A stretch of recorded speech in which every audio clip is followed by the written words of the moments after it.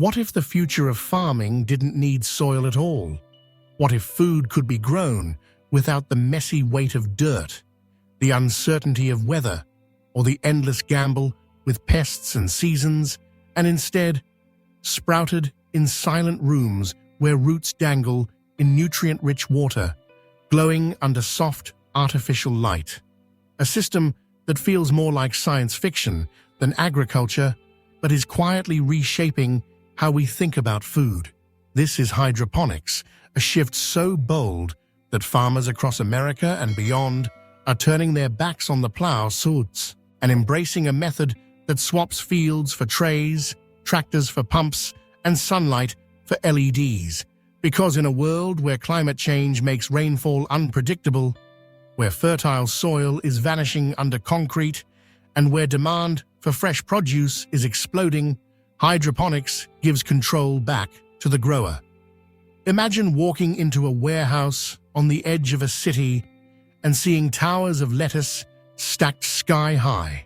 rows of basil perfuming the air, strawberries blushing in perfect uniform ripeness, all growing without a speck of dirt, harvested not by bending knees in the sun, but by hands gliding along stainless steel rails.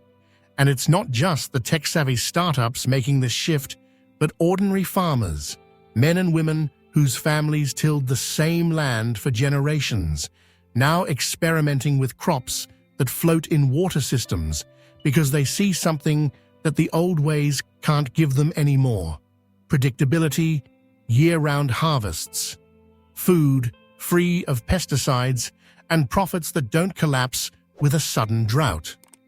The story gets more personal when you hear a farmer from Kansas saying he used to lose half his tomato crop to hailstorms, and now he watches them thrive in climate-controlled rooms, or a young woman in California who turned an abandoned warehouse into a lush farm that supplies fresh greens to restaurants every single day, proof that this isn't just about gadgets, but survival, adaptability,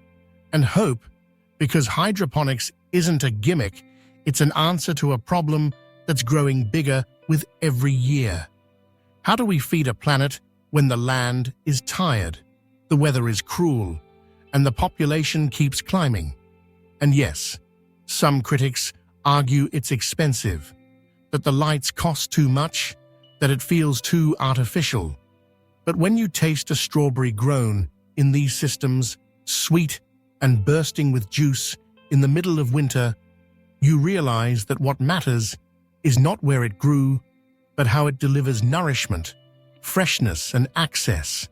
And farmers are realizing too, shifting from fields to futuristic farms, creating a new kind of agriculture that thrives in basements, rooftops, and skyscrapers closer to the people who eat the food, cutting transportation costs, reducing spoilage, and changing the idea of what it means to be a farmer in the 21st century, because no longer does a farmer need endless acres of land.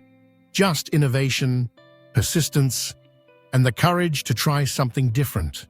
And while some still hold on to tradition with dusty hands and golden wheat, others are planting seeds in water because they see the writing on the wall. Farming is not just about soil anymore, it's about survival in a changing world. And the ones who adapt will be the ones who thrive.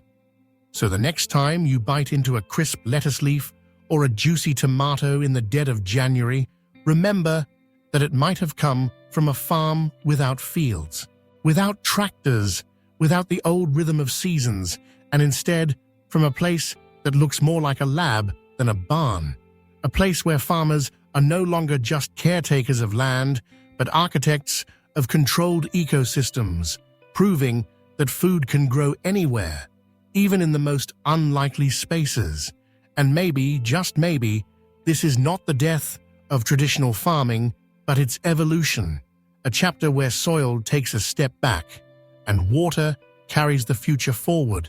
because farmers turning to hydroponics aren't abandoning the land. They're rewriting what farming even means, and that story, still unfolding, might be the quiet revolution that feeds the world when the old ways no longer can.